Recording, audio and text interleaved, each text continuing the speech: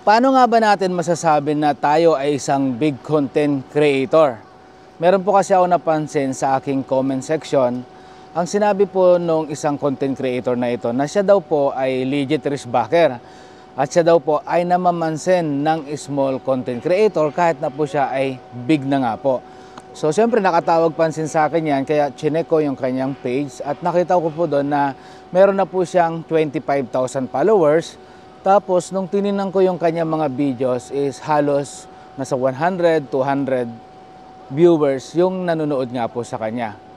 So, opinion ko lang po ito, magkakaiba po tayo ng pananaw sa buhay.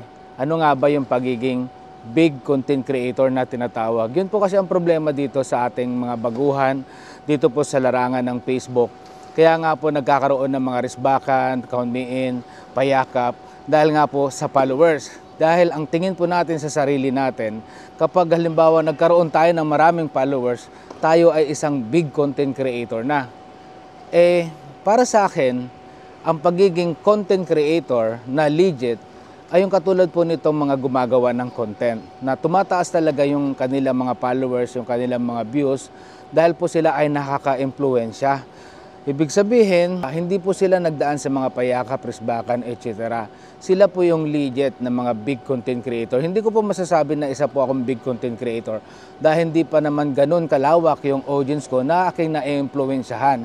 Yun po yung ibig kong sabihin. Dahil siyempre kapag content creator ka, marami ka na po talagang napatunayan. Napatunayan na ikaw po ay talagang marami kang nabago ang buhay. Nagiging isang magandang halimbawa ka sa kanila na talagang yung iyong content ay kapakapakinabang na tinatawag either sa pagpapatawa, sa pag-guide sa kanila sa tutorial, sa pagtuturo sa kanila kung paano sila magluto, yung pang-araw-araw na buhay na may na-influensyahan ka.